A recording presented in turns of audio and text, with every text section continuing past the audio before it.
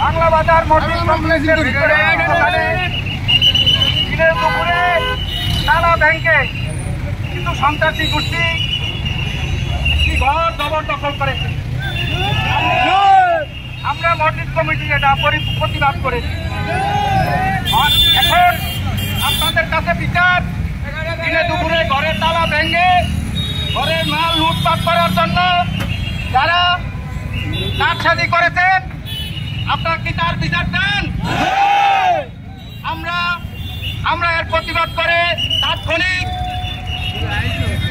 ঘরের সকল যারা ঘর দখল করেছে তাদেরকে আমরা ঘর থেকে বাইর করে ঘর তালা মেরেছি। আমরা কি ভালো কাজ করেছি? ভালো কাজ করলে আপনারা আমাদের সাথে থাকবেন।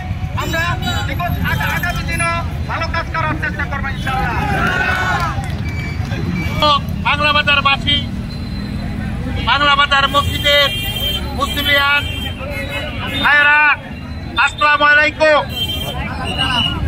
আপনারা জানেন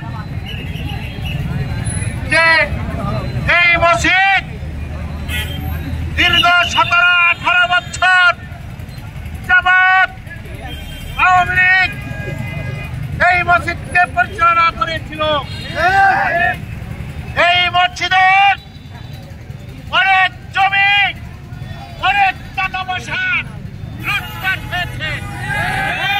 এই মসজিদের কিছু ব্যবসায়ী, অসাধু ব্যবসায়ী, তারা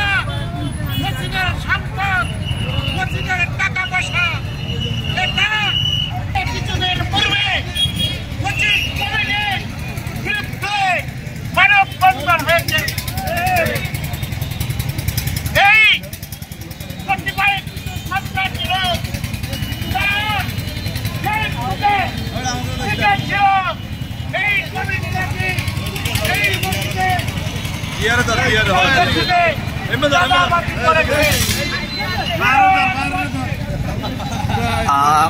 দর্শক, আমরা সকলকে ধন্যবাদ জানাই। সত্যের খোঁজে আমরা এই পত্রিকার পক্ষ থেকে ভোলা বাংলা বাজার চৌরাস্তায় যে আমরা মিছিল নিয়ে এখন আন্দোলন করবো। আমাদের সামনে অনেক সুনাম যেই বাহাদুর ভাই, আপনারা নাম শুনছেন, বাংলা বাজার।